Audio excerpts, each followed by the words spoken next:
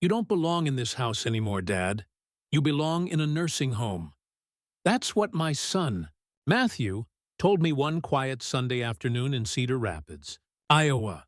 He stood in my own living room, arms crossed, voice sharp as a knife, while his wife, Tara, smirked behind him like she'd just won some secret battle. The words landed harder than any punch. I'd built this home with my bare hands back in the '80s. Every brick, every board, every drop of sweat that went into it. It was mine. Yet here was my son, the boy I had raised through scraped knees, football practices, and college exams, telling me I didn't belong. Before I continue, if you're new here, please like, comment, and subscribe, and tell us where you're watching from. Now, back to that moment. Matthew's eyes were cold, calculated. Tara leaned against the doorway, her manicured nails drumming the wood. Her lips curled in a smile that said, finally. She had been whispering in his ear for years. I knew it, convincing him that my age, my slowing step, my quiet way of living was a burden on their perfect little lives. "Dad," Matthew continued, "you can't keep living here alone. It's not safe, and frankly, it's selfish. Tara and we could actually make better use of this place." I gripped the arm of my recliner. My knuckles turned white. "You're saying you want me gone so you two can move in?" I asked. My voice shook, not with weakness, but with disbelief. Tara didn't even hesitate. "It's logical, John. You don't need a big place like this. You should be somewhere. Supervised, like I was some child." I swallowed hard and glanced at the family photos on the wall. Matthew's graduation, his wedding, his little boy's first birthday.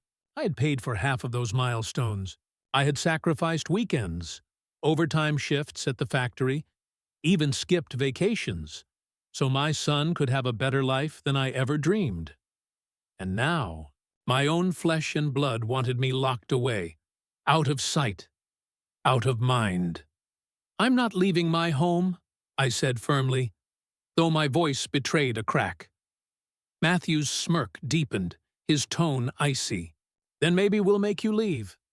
The silence after that was heavy, broken only by the hum of the old refrigerator. I stared at my son and his wife, feeling something inside me shift, a seed of anger, a resolve I hadn't felt in years. They thought I was old. They thought I was weak. They thought they could strip me of my dignity and toss me aside like yesterday's newspaper. But what they didn't know, what they could never predict, was that I still had cards to play, and I was about to use every single one of them. Matthew and Tara didn't waste time tightening the screws. The very next week, I found a glossy pamphlet slipped under my door. Cedar Pines Assisted Living, Luxury Senior Care. The photo on the front showed smiling gray-haired folks playing bingo under fluorescent lights. Matthew stopped by later that evening, uninvited, holding a box of my mail. "You should really look at that place, Dad. It's clean, safe, and they've got medical staff around the clock." I stared at him across the kitchen table, my hand resting on the scarred oak surface I'd built decades ago. "Matthew," I said, "I don't need medical staff. I'm not sick. I still mow my own lawn," he smirked, pushing the pamphlet closer. "For now, but one fall, one accident, and it's all over. We're trying to help you. Tara and I are just being practical."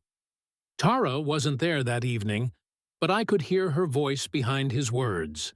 Every syllable smelled like her perfume, sweet, sharp, suffocating. I sighed. "Be honest with me. Is this about me, or about the house?" Matthew's eyes darted away for a split second, just long enough to answer the question. "You're imagining things," he said quickly. "We're just looking out for you. Looking out for me." Right, by the weekend, Tara staged her move. She invited me over for Sunday dinner. At first, I thought maybe it was a peace offering. Maybe she wanted to smooth things over. But the second I stepped into their gleaming kitchen, I knew better. The table was already set for 4. Matthew, Tara, their son, and me. But there was a fifth place, too, with a strange man I didn't recognize. Tara beamed. "Dad, this is Mr. Whitaker. He's a realtor here in Cedar Rapids." I froze, my fork clattering against the plate. "Realtor?" I asked. Mr. Whitaker extended his hand across the table. "Pleasure to meet you, sir. Your son and daughter-in-law asked me to prepare some preliminary numbers on your property. It's a beautiful home. Could fetch top dollar." My chest burned. My own son had invited me to dinner just to introduce me to the man who would sell my house out from under me. I leaned back in my chair, studying Matthew. "You've already decided, haven't you? You want me gone?" Matthew didn't even flinch. He cut into his roast beef like it was the most natural conversation in the world. "Dad, it's for the best. That house is too much for you. Think about it. No more repairs. No more bills. You could just—" "Relax," Tara's voice chimed in like syrup over poison. "We could make it a real family home again. Our son could grow up where Matthew did. Isn't that a beautiful circle?" I clenched my jaw, every muscle tight. My son's little boy was laughing in the other room, playing with toy trucks on the carpet. That should have been the sound of joy. Instead, it was salt in the wound. Because while that child played, his parents plotted to shove me out of my life's work. I pushed away from the table, my chair scraping loudly against the tile. "I'm not selling," I said firmly. Tara's smile faltered, her eyes flashing irritation before quickly masking it with faux sweetness. "Oh, John, you'll come around. Don't be stubborn." Matthew's voice was lower, more dangerous. "You can't fight this forever, Dad. Sooner or later, you'll have no choice." I stared at him, my own son, and I realized something that cut deeper than any insult. He didn't see me as his father anymore. He saw me as an obstacle, and I knew then, if they wanted a fight, they were about to get one, because I had something Matthew and Tara had completely underestimated: experience, patience, and a very, very long memory. The night after that disastrous Sunday dinner, I sat in my old recliner in the living room, staring at the mantel. On it sat pictures from a life I had built with my own hands, me holding Matthew when he was a baby, our first fishing trip at Lake Red Rock, his high school graduation. Now those memories felt like strangers, like I was staring into someone else's life. I turned toward the grandfather clock in the corner, its steady tick-tock echoing through the silence. It was my late wife's favorite piece, and I could almost hear her voice. "John, don't you let anyone push you out of your own home." That was when my mind shifted. I had been passive long enough. Before I continue, if you're new here, please like, comment, and subscribe. And tell us where you're watching from. The next morning, I pulled out the dusty file box from my hall closet. Inside were folders stuffed with old receipts, tax returns, and, most importantly, the deed to the house. My father had taught me long ago, never let go of your papers. They're the key to everything. Sure enough, there it was. A crisp, notarized copy of the deed, with my name printed in bold black ink. John Henry Whitmore. Not Matthew, not Tara. Me. As I stared at it, a plan started to form. First, I called up an old friend from church, Bill McCormick, a semi-retired lawyer in town. Bill had handled some small matters for me years ago, and I trusted him. "Bill," I said over the phone, "I think my son and his wife are trying to force me out of my own house." He sighed, his gravelly voice calm but firm. "John, you've got the deed in your name, right?" "Right here in front of me." Then they don't have a leg to stand on. But if they're pushing, it means they've probably been talking. Cedar Rapids isn't as big as it pretends to be. I'd bet half the town already thinks you're on your way to a nursing home. That stung, but he was right. In small towns, gossip spreads faster than wildfire.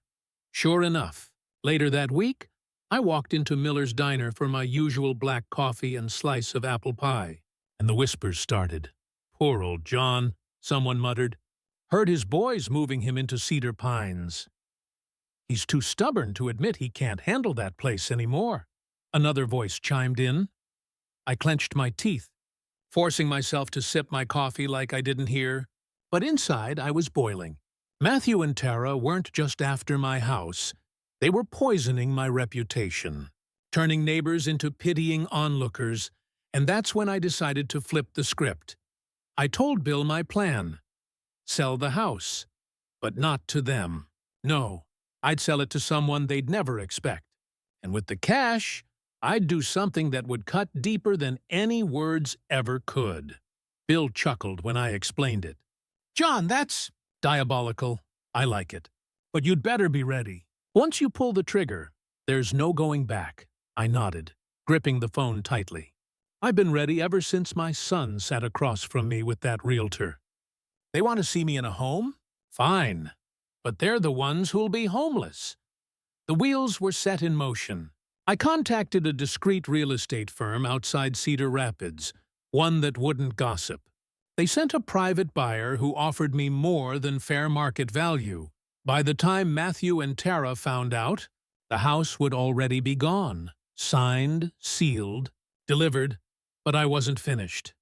Because the buyer I had in mind wasn't just anyone. It was someone whose very presence in that house would sting Matthew and Tara worse than any nursing home pamphlet ever could. And when I revealed who it was, their perfect little plan would collapse like rotten wood. The contract was signed on a rainy Thursday morning, the kind of steady drizzle that makes the streets of Cedar Rapids glisten like black glass. I shook hands with the buyer in Bill's cramped office, my pulse steady but my heart pounding like a drum in my chest. Her name was Linda Parker, a woman Matthew and Tara couldn't stand. She used to be Tara's boss at the bank before firing her for dishonesty with client accounts. Linda wasn't cruel, she was sharp, and she'd been looking for a larger home on the east side of town for months. When she walked into Bill's office and saw the place I was offering, her eyes lit up. This house is perfect, John. And to think, it'll be mine before the weekend. I leaned back in my chair, letting the weight of it sink in. Just promise me one thing, Linda. She tilted her head. What's that? Don't sell it back to them. Not for double, not for triple. Let them sweat, knowing they lost it for good. She gave me a knowing smile. I think I can handle that. 2 days later, the showdown came. Matthew had called for a family dinner at his house. Well, Tara's house, really. They lived in that shiny, oversized place on Maple Grove. All manicured lawns and 2-car garages. I knew what was coming. Another lecture. Another attempt to push me out. But this time, I had an ace in my pocket. The smell of garlic bread and lasagna filled the dining room as I sat across from them. Matthew leaned back in his chair, looking smug, while Tara poured herself a glass of wine. Dad, Matthew started, his tone rehearsed. We've been thinking. It's time to get serious about your future. That old house is too much for you.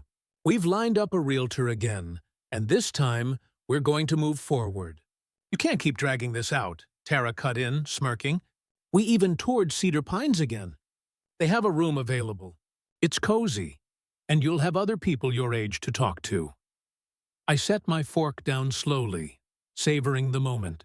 The rain outside tapped against the windows, a perfect rhythm to match my rising confidence. I think you two are a little behind on your information, I said, voice calm as ever. The house isn't mine anymore, Matthew blinked. What do you mean? I sold it. The wine glass froze halfway to Tara's lips. You, what? Closed the deal Thursday morning. The deed has already changed hands. I leaned forward, letting my words sink in. So whatever plans you had for my house, you can forget them. Matthew's face turned red. You sold it? To who? I let the silence drag, then delivered the knife twist. Linda Parker. The name hit them like a slap across the face. Tara's jaw dropped.